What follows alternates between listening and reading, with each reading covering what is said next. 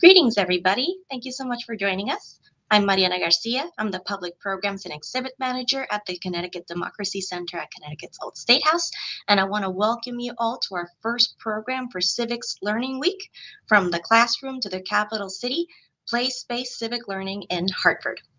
Civics Learning Week is a national effort to prioritize civic education to strengthen our democracy.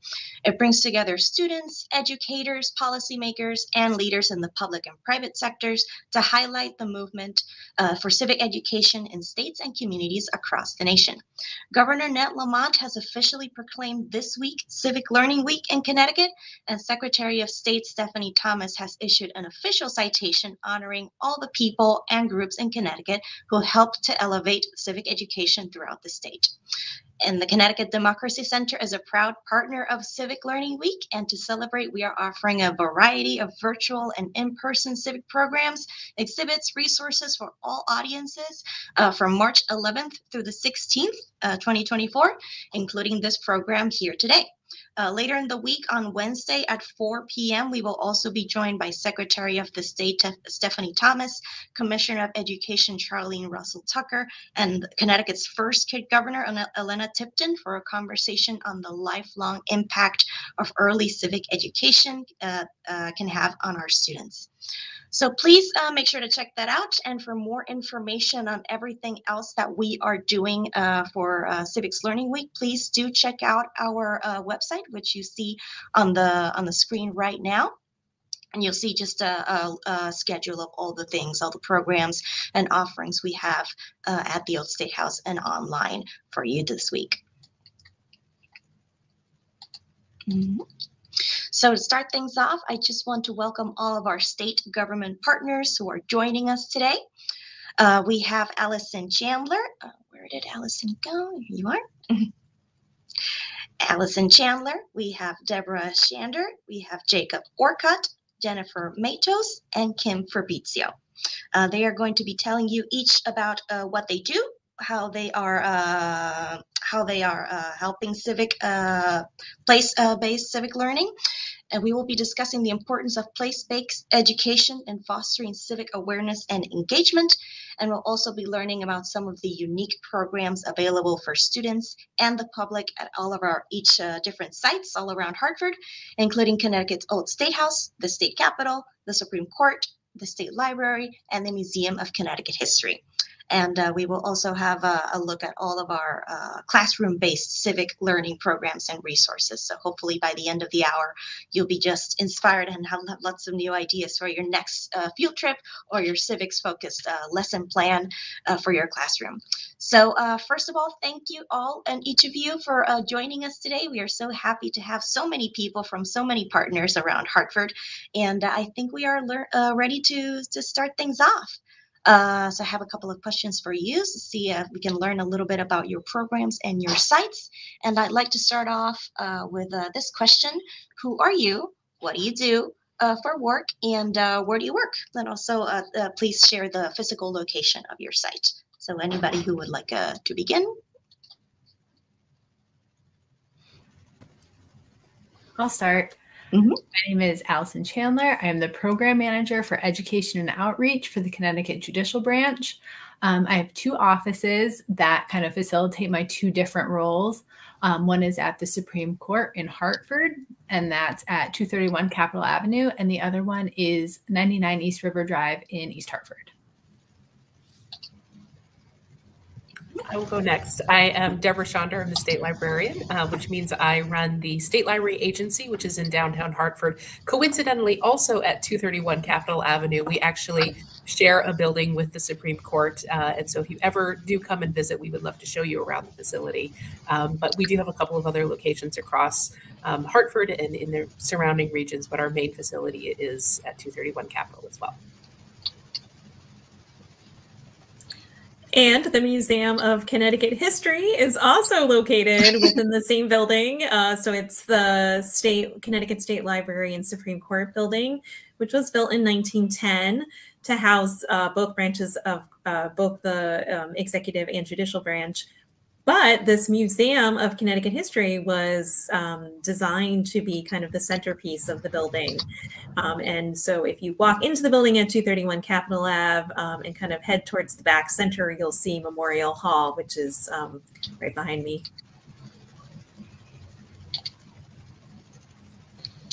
I'm Kim Fabrizio, Director of Capitol Information and Tours at the State Capitol.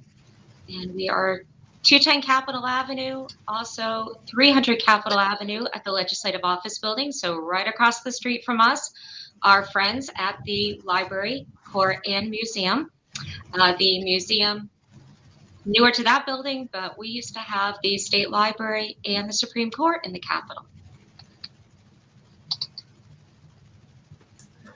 And I am the Director of Operations at Connecticut's Old State House.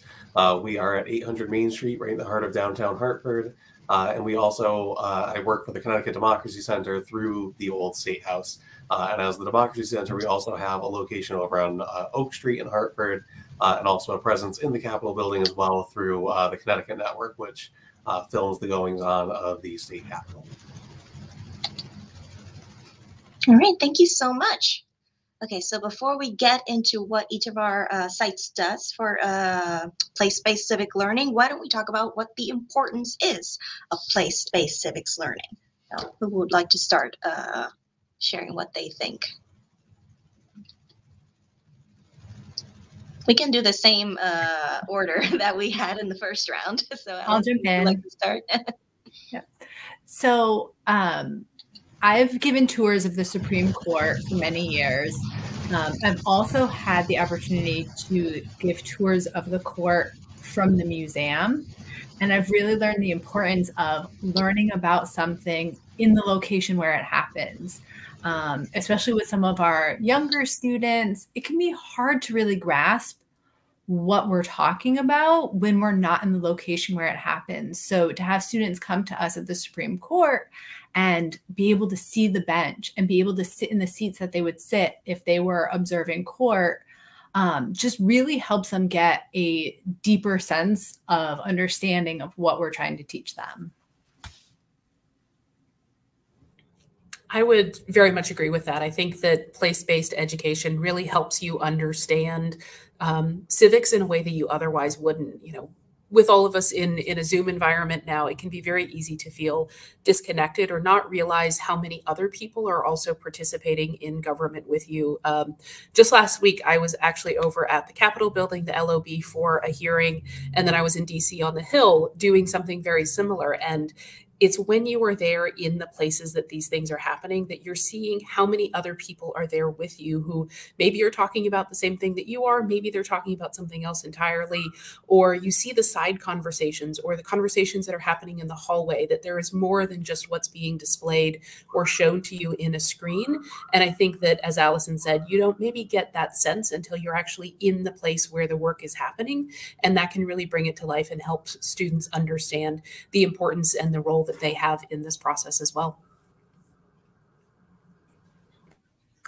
I think place-based learning, particularly in museums, is very important because obviously the students are going to be exposed to the stuff, and it's just so visceral for them to be able to, you know, see all the portraits of the governors or to see different founding documents for with their very own eyes. It really does make everything come to life.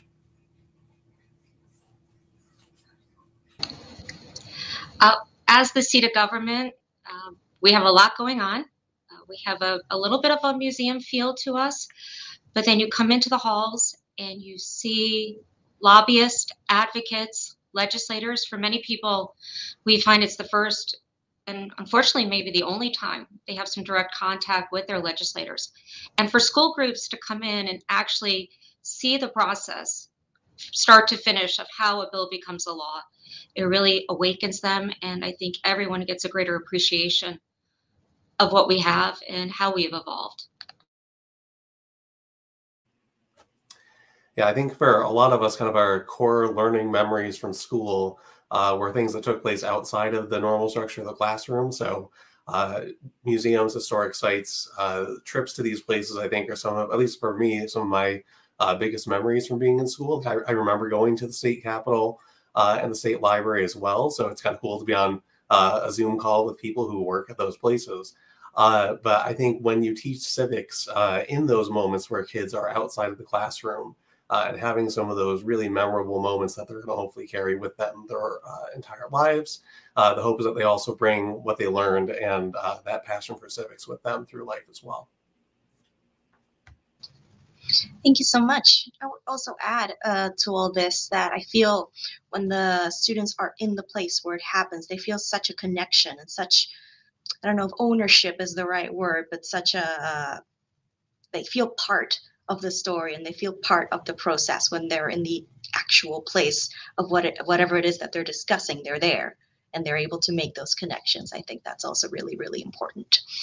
Okay, so let's get into what each of your sites actually does. So how does each of your site do place-based learning for students? So if you could just explain what kinds of programs your sites do and what kind of tours and school group programs you offer to the public. I guess I'm up. Mm-hmm. So we have 3 main programs that bring students into our facilities. The first that I already discussed is Supreme Court tours. So teachers anywhere across the state can set up an opportunity to come to the Supreme Court and sit in the courtroom, learn not only the history of the building, but we also discuss the appellate process, some unique things about Connecticut and how our judicial system functions as a whole. In addition to that, if you have students who are maybe a little bit older, those students can come not only for a tour, but to observe oral arguments. Just as anybody from, can come off the street and observe arguments, we can set aside some space for students to come in and learn about the court and then observe arguments as they happen. We also have 2 programs for high school students. So we have a job shadow program, which allows students to come into our courts, into our offices for a morning and shadow a judicial branch employee, kind of learn about what they do, see what a day looks like, and kind of get that first taste of if this is what they want to do for their career going forward. And then we have a more extensive program than that called Court Aid, and that allows students to come into our workplace for mostly about 2 to 3 weeks and volunteer some time. They'll get a real project to do, some work experience, and a better idea of what the day-to-day functioning looks like. And at the State Library, this is one where the museum is really going to shine. So I won't take too much time from Jen, but we do have a couple of things that anyone can participate in. We do have a program called Third Thursday, which is something that we produce on the 3rd Thursday of the month. It's currently on hiatus, but this is something we do typically once a month, and we have programs that anyone can join in on virtually. We also participate in History Day in a number of ways. So you can work with one of our reference librarians, archivists, a member of the museum staff to really do research into some of the primary and secondary sources, topics that a student might be researching during History Day, and we have resources that are available for those. We also do internships with college students and others, so they may be looking for hands-on experience in a museum or an archives, public records unit, any of the things that we offer. And so those are options as well. But I would say, again, this is going to be one that we really shine in the museum on. Thank you, Deborah. The museum hosts many school visitors every year, and a lot of them come from right across the street. A lot of them are taking tours with Kim of the Capitol, and they come over to our museum largely for a self-guided experience. So we kind of gather them in this really beautiful memorial hall and tell them a little bit about what we have, and then they can actually go on their own and explore, which they really enjoy, just kind of going wherever their fancy takes them. A couple of the really notable things that we have here on display are items that are part of the State Archives collection, including the charter that was granted from the King of England in 1662. And so seeing a massive old document like that is really impressive to the kids. We also do offer a scavenger hunt for people, anybody who, it's on our website, if anyone wants to come in and kind of have a little bit of a guide to take you around the facility and look at some of the exhibits. And I also want to mention that we have an excellent research center at the State Library that's outside of the museum, but in the State Library building. And a lot of people have been first acquainted with the State Library through the use of those services. In particular, our history and genealogy department is very helpful to researchers, people who are looking for historical information, and can pull different items from the archives that you're able to view firsthand and handle. And so it's really a great experience for both students and adults who are doing research. So over at the Capitol, we offer a 1-hour guided tour that starts at the Legislative Office building in a public hearing room. So you actually sit in the chairs where you would sit if you were attending a hearing. And from there, we talk a bit about the art, the architecture of that building, not just the government. We go through an underground walkway to the Capitol, and that's really where we devote our time.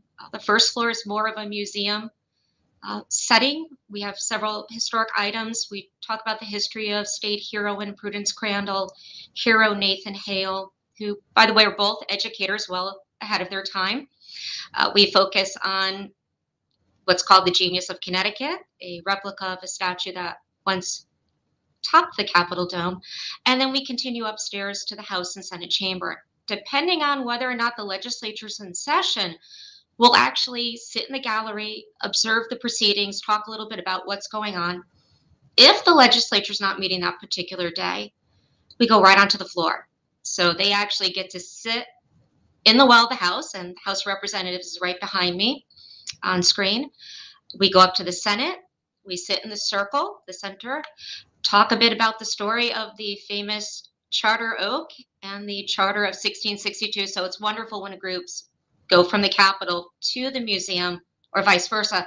They've seen the charter or they've heard the Charter Oak story. If we can, we sit in the chair, perhaps make a wish, and then they go over and they see this incredible document of our history, along with the portraits of governors and other artifacts. We do also offer self-guided tour booklets, and we have some online resources that we'll talk about a little later.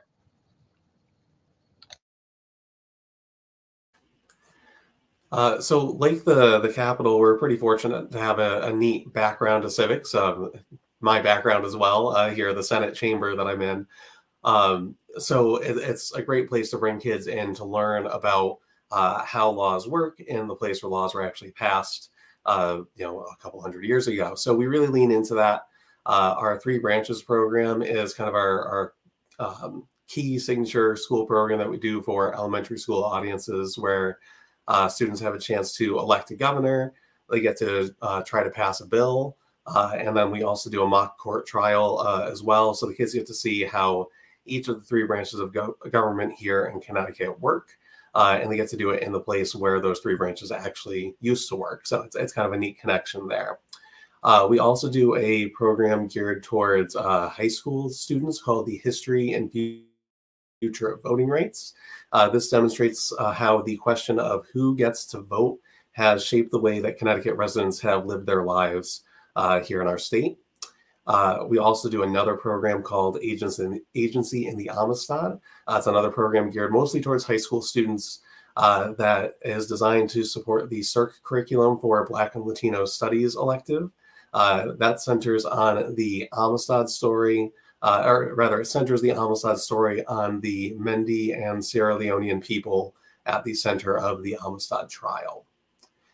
We do another program, we've got a lot of programs here, called Civic Superheroes, which explores the concept of community and what it means to be a hero, using real life examples to show how kids can make a difference or be a hero in their local or state communities. That also ties into some of our offsite programming, such as our Kid Governor program. We're in the process of developing an on-site school program that kind of focuses on the Kid Governor program and the Kid Governor election And for all of the students who come to the Old State House on a field trip, we have the option of bringing them into the Kid Governor's office as well, so they can actually see this place where their kid governor, a real elected kid official, gets to work here at Connecticut's Old State House. We also do a couple of different building tours. We do kind of our standard building tour, which we can scale to any age level. So we'll do that for first and second graders sometimes, all the way up to middle school and high school audiences, and of course for adults who come to the Old State House. We also do a special theme tour towards, or geared towards the annual History Day theme. We're the state affiliate for the National History Day program. So this year's theme was Turning Points in History, and we focused on some of the most impactful events that took place in our building and across Connecticut to help inspire students participating in History Day how to find local stories that have changed history.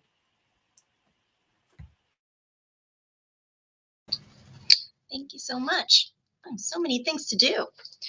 All right, so I know some of you already alluded to this during your answers, but how do your programs support what teachers are discussing in their classrooms surrounding civics, in case there's anything you would like to add to your previous answer?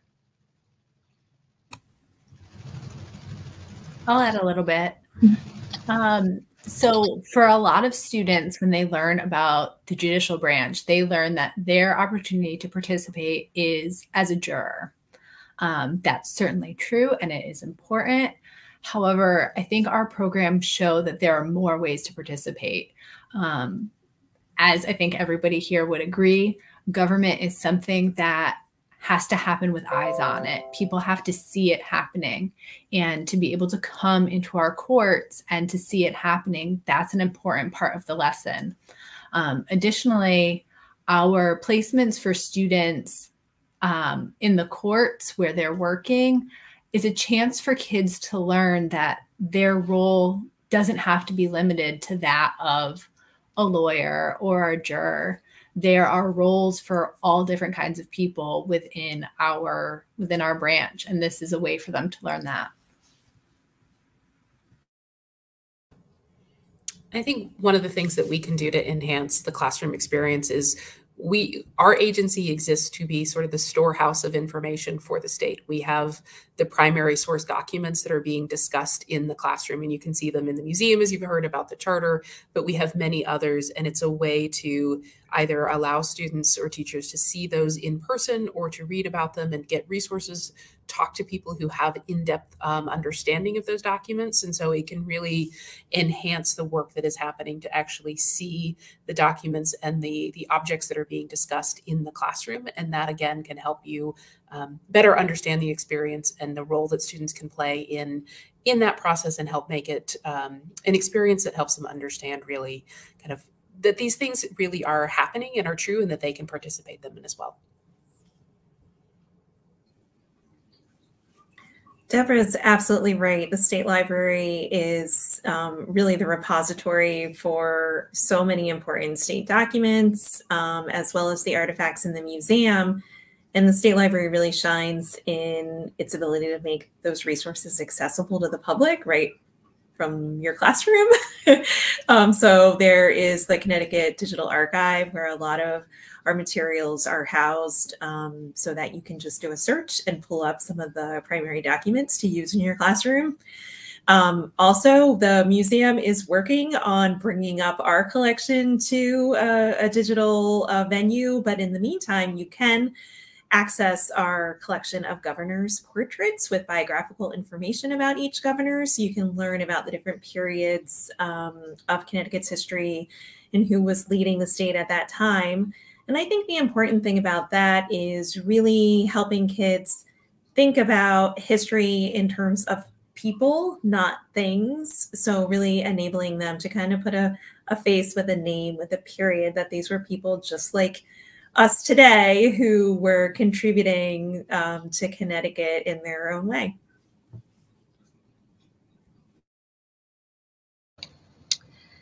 I think being able to come here in person and just the atmosphere, when it's a day of session, the building is so alive. I mean, there's so much activity, and we have to get creative going around. advise people it's great to come during session. It's a busier building. It's a lot different than just watching it on TV. The CTN does a wonderful job of showing our government, but they're just seeing the chambers or a public hearing room. And to actually walk through the halls and you see somebody racing back and forth to get to that vote, or, oh, we walked around the corner and there's the governor. Just being in the heart of it is just a wonderful opportunity. It really brings everything to life. And I think that's what we all agree on, is being able to take what we get off the smart board or online and just seeing it in action is so phenomenal.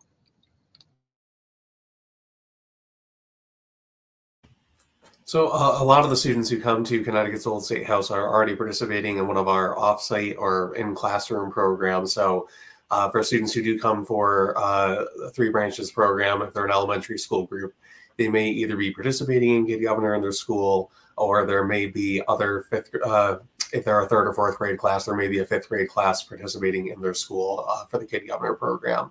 So being able to see the Kid Governor office is kind of a cool connection there.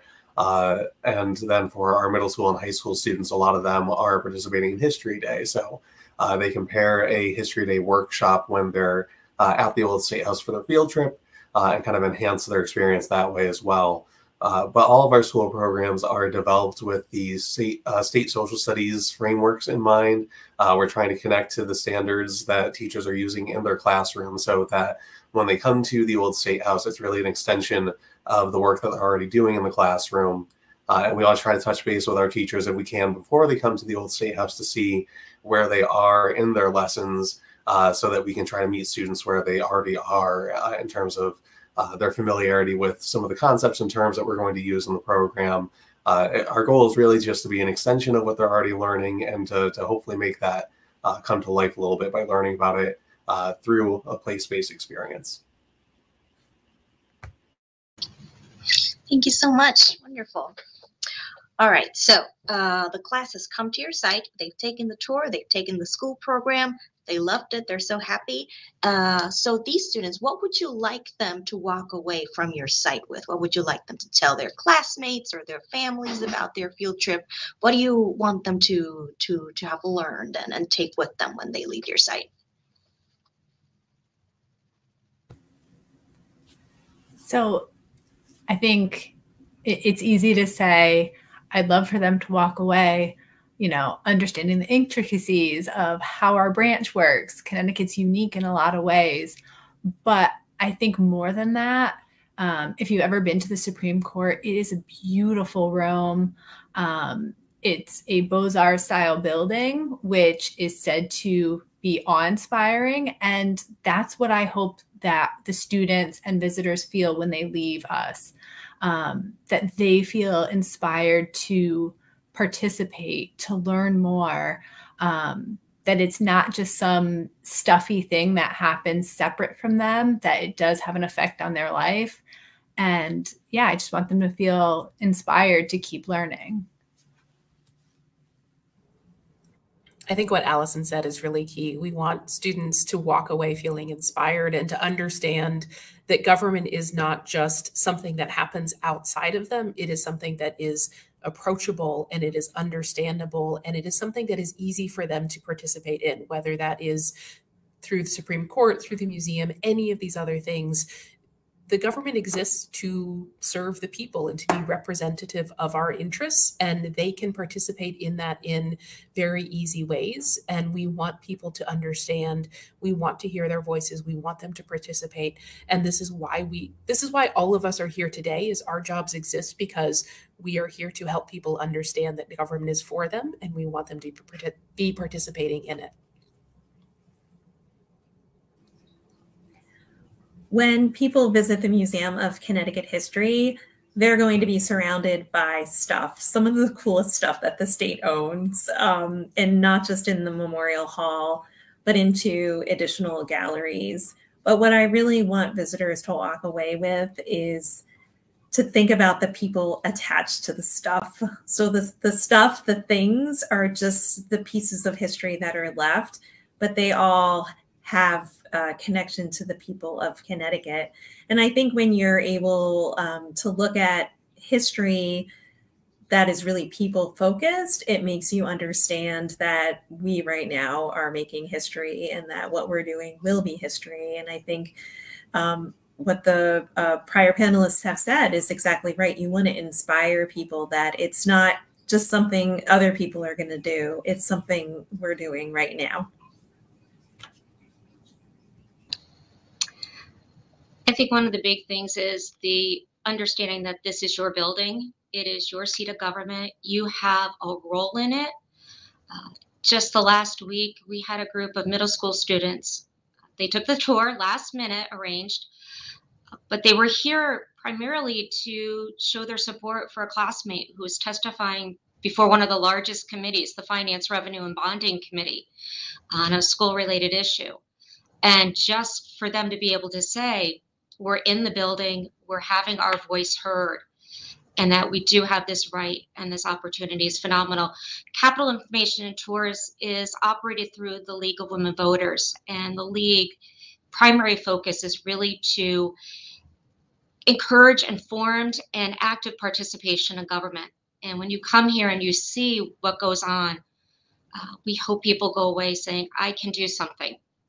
My community, my school, my town government, we can get involved and maybe someday work here. And I think it was also mentioned that it's not just the government here. We have people working, helping out the citizens. So there are many opportunities to be involved in government, but not necessarily be the elected official. But primarily, we want them going home knowing this is their building and they always have a right to be here. So I think similar to what Kim said, I really hope that when students visit Connecticut's Old State House, that they take away a better understanding of how state government works, but more importantly, at least one way to make a difference that has resonated with them. So whether it's something big like running for office, becoming an elected official, going into a career in law, or something smaller like voting, or just finding a way to do something in or for your community to make it a better place to live. I think that's always exciting when we feel like we've made a difference with these students and that they're going to take something home with them, especially civically wanting to make a difference in their community. But another thing that's really exciting is when students show just an excitement about museums. So this past weekend at the Old State House, we actually had a family come in who the student had been here on a field trip earlier in the week, and they went home and they just had to make their parents bring them back to the Old State House so they could show them some of the cool stuff that they had seen on their tour. So when students leave with an excitement about museums and historic sites, that's always really neat to see too, because we love seeing the families that come to the Old State House as well. Thank you so much. And you know, it's not just students that our sites serve, right? It's also teachers and educators, administrators. Could you also share what you would like teachers to walk away from your site with? How they would like to, how you would like them to see and work with your site? So we want the teachers to feel that same sense of inspiration. So a lot of times we have teachers who grew up out of state. They didn't grow up in Connecticut. This is the first time that they're really seeing how the courts work here. So we definitely want them to have that sense of inspiration as well. We also want them to leave with an understanding of how many other things we have to offer them, how many free resources there are to help them in their job of educating the children.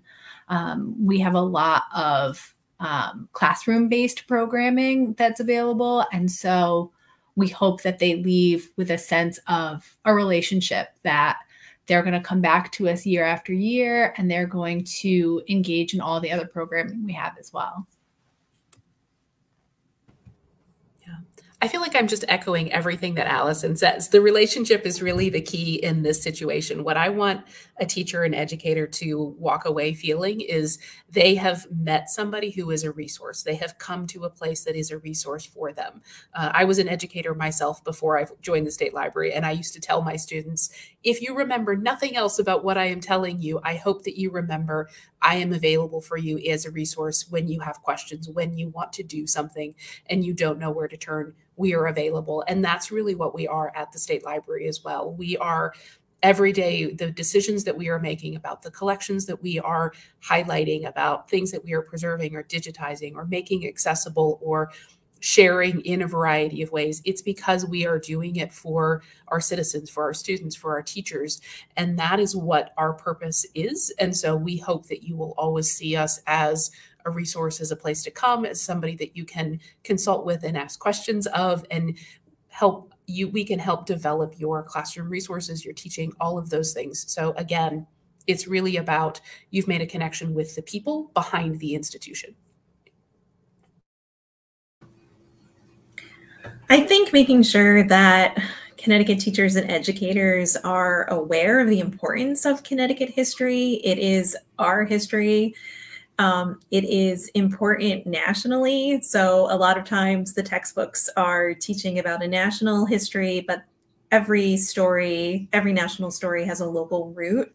And so thinking about local history, or in this case, different stories of Connecticut history, everybody that's represented in the museum is part of Connecticut, all the different, 167 towns. And so I hope that educators will remember that not only are there great Connecticut stories that tell a national history, but they are even probably more likely to engage their students when the students realize that it happened right in their own backyard.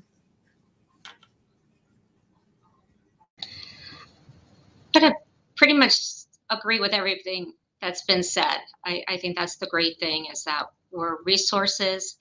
We're always learning. So if I have somebody on tour who comes up with something that I haven't heard, I'm going to look into that and say, thank you. Thank you for bringing that to our attention. That's something new to focus on. But I think understanding that, oh, wait, I can call a legislator and have them come into the school. We try to facilitate meetings with the representatives and senators from a school's town. And on occasion, they come in and they'll introduce them onto the floor of the House or Senate. They'll join the tour. They'll share what they do.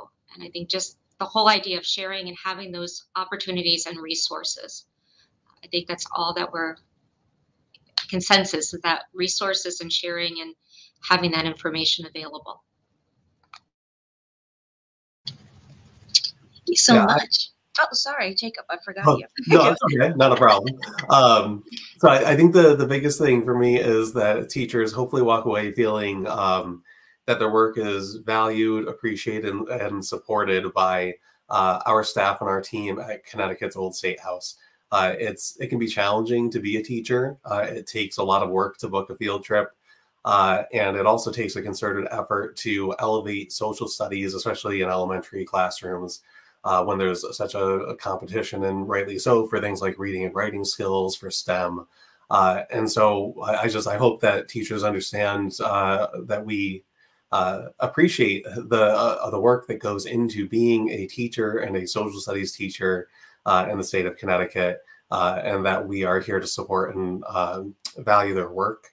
That we have civics lessons plans and other resources that we can provide to them, kind of echoing what Deb and Kim said, that we want to be resources for these teachers, and that if they ever have questions, or if there's ways that we can help that we're not already doing, that I hope they'll reach out to us and coordinate with us on that, because we just want to help our teachers here in Connecticut as much as we can, because they do work so hard.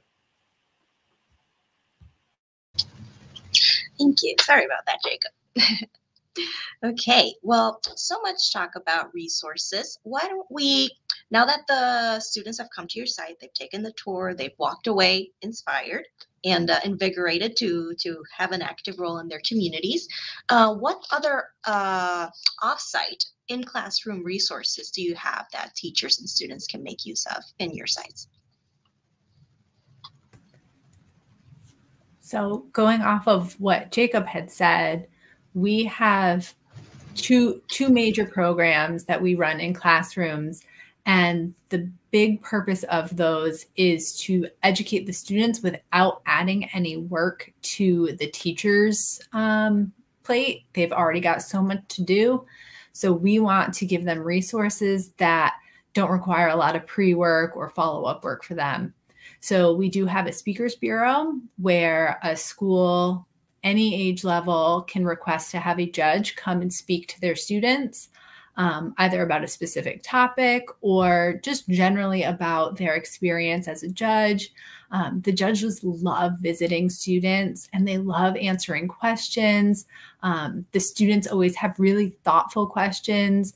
They have a lot of silly questions, and it's a great way for the branch to interact with these students.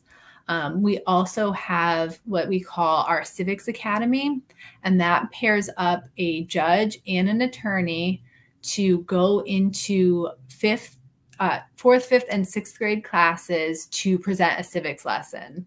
It's a 50-minute lesson. It's entirely self-contained. So again, the teacher doesn't have any kind of pre-work to do. And the students learn what their role is in a democracy. They learn about what a democracy is, the importance of rules. They learn about how to change rules that they don't like. And they really end with a sense of empowerment of what their role is, even just as students. So at the State Library, we have so many different resources, as we've talked about, and it can be easy when you see so much information to not know where to start or to find the thing that you are actually trying to find. And so I think one of the best ways to interact and use those resources is something that we have on our website. It's called Library Guides, and I'll share the link at the end. I think there's time for that. But this is hundreds of different resources that have been put together by librarians over the years and are updated, and you can access them for free online from anywhere. And this is talking about the many different items in our collection. So you might see a guide on accessing state census records or the national census records, or how to find legal history if you're looking at a particular case, or different versions of a bill that you're wanting to find. We have, as Jen mentioned, we put a lot of our resources in the Connecticut Digital Archive so that you can actually see scans of those original documents. We are in our sixth grant through the National Endowment for the Humanities, and this is something that we are using to scan old Connecticut newspapers. And so those are accessible through the Library of Congress across the country and the world. We produce publications like the Public Records of the State of Connecticut. We have maps and archives and photos and everything that you can, anything that you might be interested in about the state of Connecticut, from aerial maps that were taken during specific periods of time, census records, just a wealth of things. And so I would really recommend taking a look at those library guides, the finding aids that we have for our archives collections, because you'll be amazed at the wealth of resources there. And then all of the links that you'll be able to find to access them and look at all of those resources. And of course, the people who are able to come and speak on those topics as well. As part of the State Library team, the staff of the Museum of Connecticut History does go out and also give talks to classrooms. We have a series of outreach programs that are on our website that will come to your classroom and present. We also, one of our history and genealogy staffers, Kevin Johnson, will actually do his presentations as a historical character. He has a character named Jordan Freeman, who was a Revolutionary War soldier, and he's working on a new character. And we also are, as we were saying before, just very open to teachers' ideas. So if you have a topic that you're interested in, you want to tailor something specific, especially when we have a collection item that would really help tell that story, we're happy to create something for teachers and students as needed.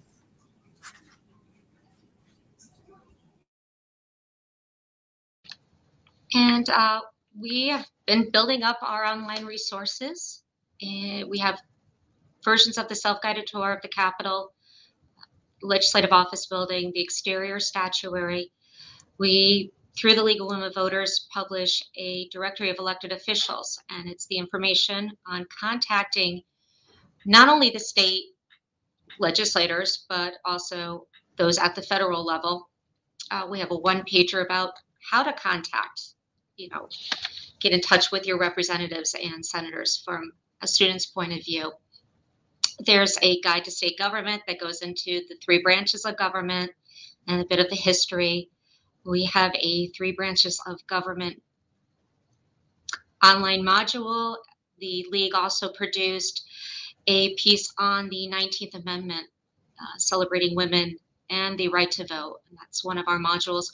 We're happy to say we have an immersive Matterport 360 virtual tour. So if you can't get here in person, you can walk around the building that way, photo galleries, take a closer look at what you've seen. So a little bit of the museum side of the building, and also these documents that'll help you understand your role and getting in touch with people in government.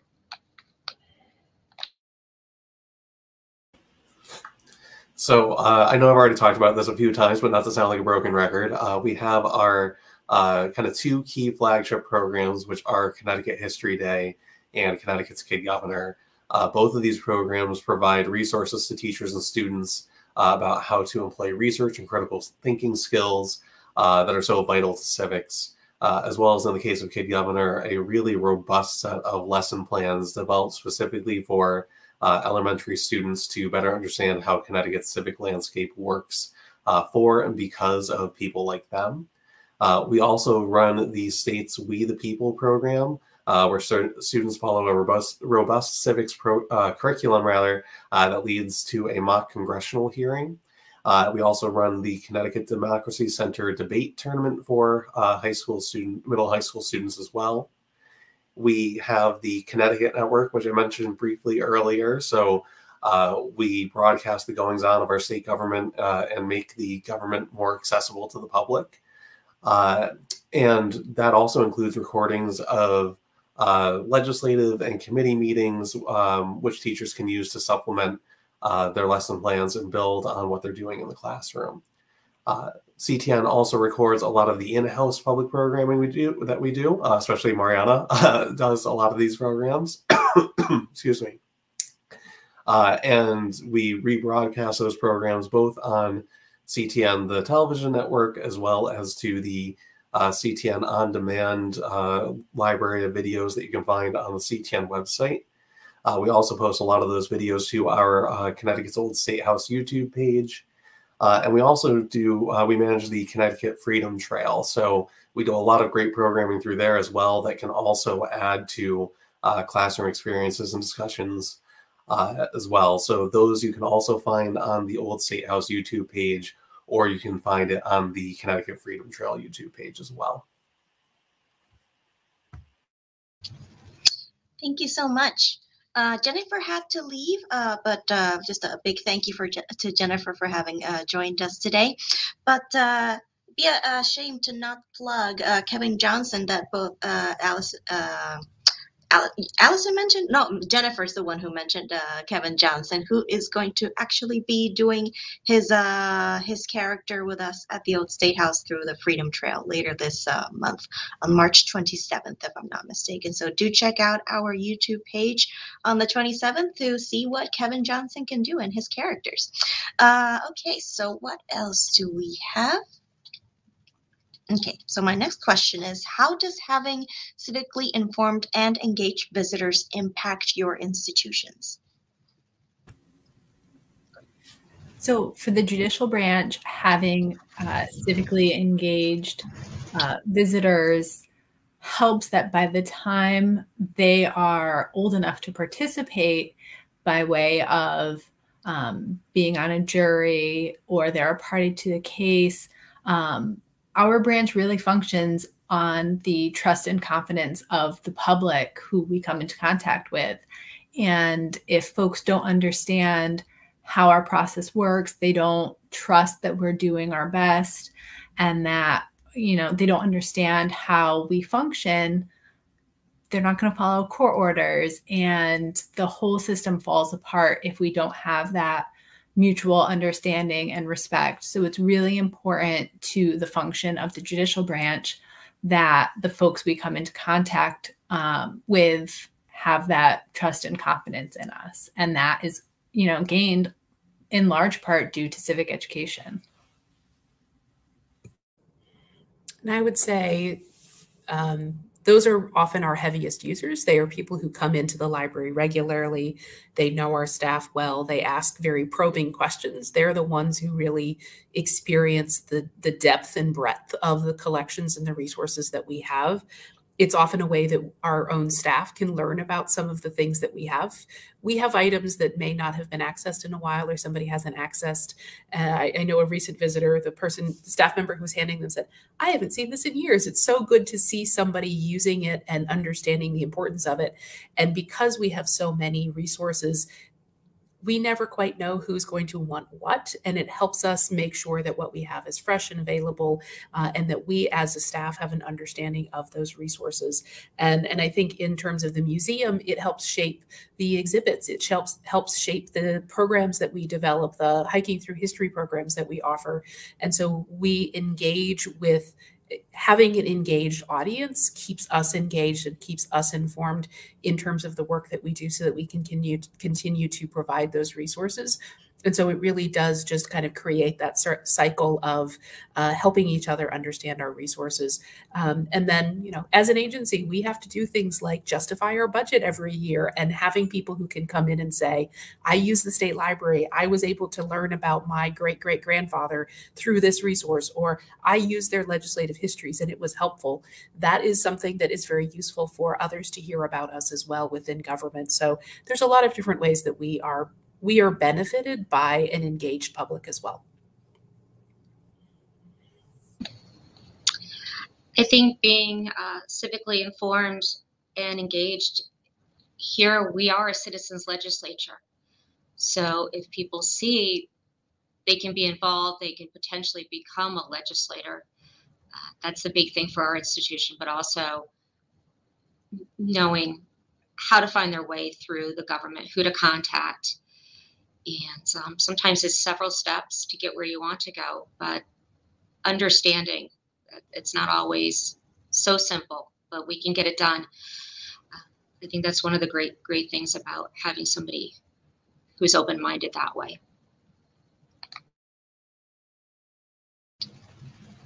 I forgot you again, Jacob. I'm sorry. That's okay.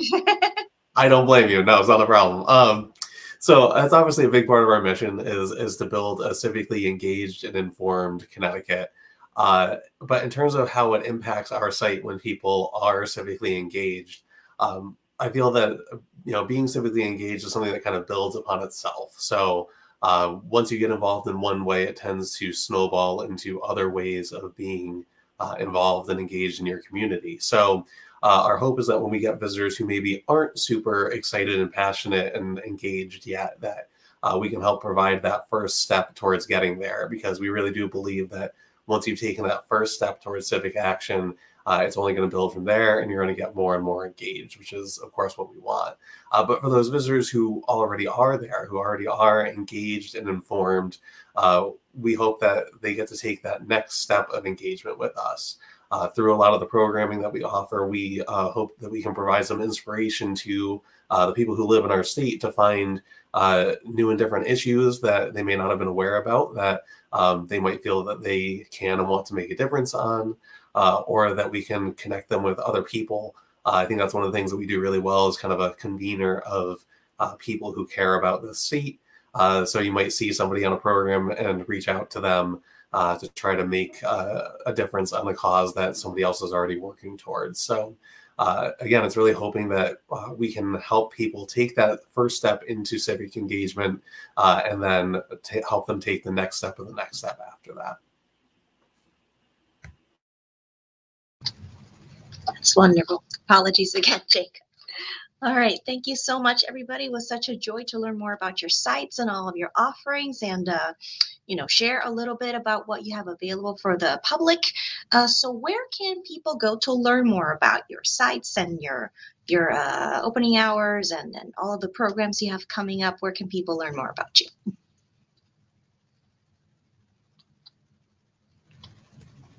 So we have information on all of our programs, extensive information, including all the contact that you could possibly need on our website. It's www.jud.ct.gov. That's the Judicial Branch's website. On the left-hand side, you'll see a menu, and you'll click on the option that says Educators/Students, and you'll find information on all of our programs there. So we are in the process of updating our websites. So I hope you will come visit them, but also come back. So there are 3 places I'm going to point you to. One is ctstatelibrary.org, or you can visit portal.ct.gov/CSL, Connecticut State Library. Those are the 2 main websites for the State Library currently. And then if you want to look specifically for the Museum of Connecticut History, it's museumofcthistory.org. And from there, you'll be able to access the wealth of information we have. Easiest way to find us is through lwvct.org. We're right on the League of Women Voters of Connecticut webpage. We're just below the header. And from there, you can access our videos. We do have a YouTube channel. The Matterport, as I spoke about, just the variety of one-pagers and items. You can sign up to do the tour. We have an online tour request form, or you can email us directly, at capital, and that's capital with an O, not an A. So capital.tours@cga.ct.gov. You can also link to us through the Connecticut General Assembly website, cga.ct.gov. And one thing I didn't mention is that we actually have a virtual scavenger hunt that encourages you to go through the CGA website and answering questions about the government and participation. And for us, you can visit us at ctdemocracycenter.org. At the very top of that screen, we have links to all of our other websites. So you can get to ctoldstatehouse.org to learn more about Connecticut's Old State House and the school programs that we do here at the museum. You can go to kidgovernor.org and learn more about the Kid Governor programming lesson plans, as well as ct.kidgovernor.org for the Connecticut specific program details. You can also go to historydayct.org to learn about History Day. And of course, you can call us at the Old State House at 860-240-5340 or come and visit us in person. We're always happy to talk to people who want to learn more about civics and civics education. Thank you so much. Well, there you have it, folks. There's just a plethora of resources available for you here in downtown Hartford, all over the place, and at all these wonderful sites. We do hope that you take the time to check them out and hopefully come visit and take your own piece of place-based civics learning. So again, happy Civics Learning Week. We do have a bunch of other offerings coming up in the Connecticut Democracy Center. Just to go over them real quick. Besides the other online panel we will be having later this week on Wednesday, where we'll be having the Secretary of the State, the Commissioner of Education, and the first Connecticut Kid Governor. They'll be joining us to talk about the impact that early civic learning had in their lives. And but we'll also be having daily voting rights themed tours here at the Old State House. Will be starting tomorrow, Tuesday through Saturday at 2 p.m. We'll have a specifically voting rights themed tour of the building here at the Old State House. And if you come, you'll have a chance to take a look at our Constitutional History of the Constitution State exhibit, which is all about the history of the constitutions of Connecticut. And we will also be rebroadcasting a couple of our more popular public programs about civics learning and participation. We also have a mini video series called What is Civics, where Connecticut students, teachers, civics experts, and practitioners and government officials will be answering questions about the importance of civics learning. And on our website, you also find links to civics learning resources for teachers and students created by the Connecticut Democracy Center and all of our state government partners. So I also encourage you to check out the National Civics Learning Week website. Will you see the programs from all the states that are also celebrating